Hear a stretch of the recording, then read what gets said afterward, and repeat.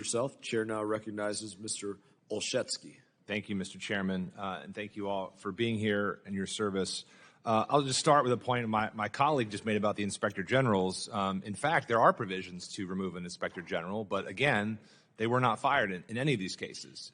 Inspector General firings, the President must provide Congress 30-day notice and, quote, substantive rationale, including detailed and case-specific reasons for the firing. And to my knowledge, that has not taken place.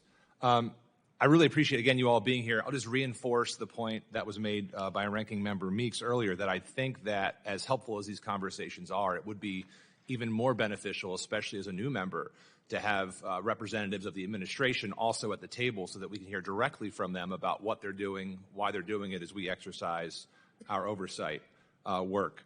I just want to also say, as someone new here, Mr. Chairman and colleagues, I welcome the opportunity to go after some of these programs and some of this spending. I want to be at the table with all of you. I think that we can agree that several examples that were cited today merit investigation, defunding. If there was inappropriate action, there should be action taken. I completely agree with that, but I think there is a well-established process that does not include wholesale elimination or pausing of funding. I guess my concerns are twofold, one of which is that in the meantime, we are affecting real Americans. We talked about that earlier, real Americans who are either employees and have given their life to this country in service to it, or there are those who are farmers and other folks who are helping out. So as we think about this work, I'm particularly concerned about the funding freezes that are being taken place. Congress explicitly has the power of the purse under Article 1 of the United States Constitution.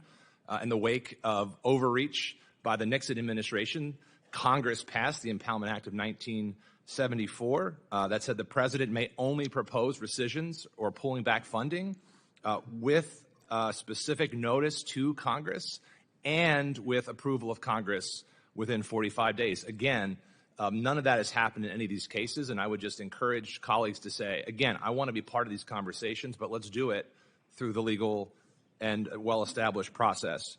For those of you who don't know my background, before I was a state rep and a county executive, I was a school teacher, and so really believe in the power of education, both domestically and internationally. And one of the things that worries me, particularly now as a new member on the Subcommittee of Africa, is we know there are tens of millions of individuals on that continent who cannot read. There are tens of millions of children now not in school.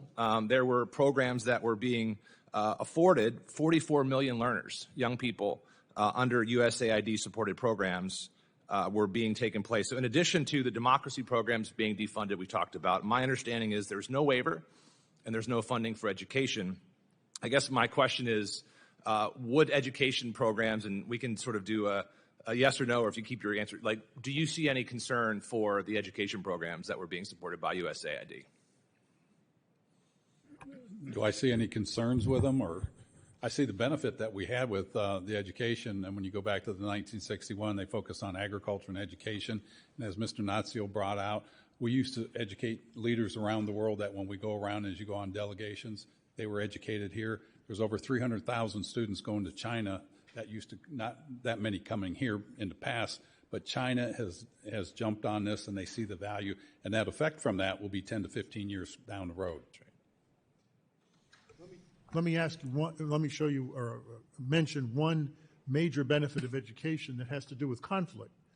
They've done studies of all these militias that are so vicious and so destabilizing all over the world.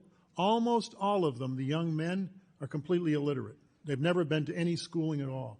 And that's how they recruit them. Yep. When I was in Darfur as the special envoy, I noticed that. They didn't even know, they didn't know what the United States was. These people were that isolated from the world. They didn't know what Europe was. And that's not good.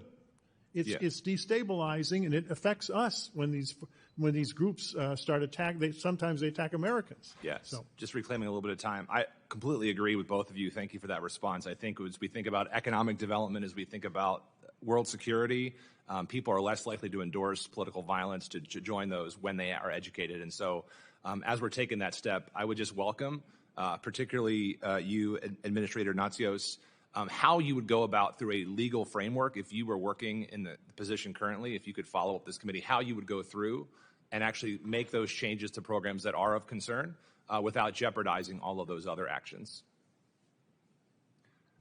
Well, you can put some of it in statute, and I certainly would, but part of it is the two parties working together, which is when I was in office, the two parties they supported aid, and they helped me a lot, I have to tell you. And when we needed support, I got more support sometimes from the Hill than I did from the other branch. I'll say sign me up and amen to that. Thank you, Mr. Chairman. I yield. Thank you, Representative.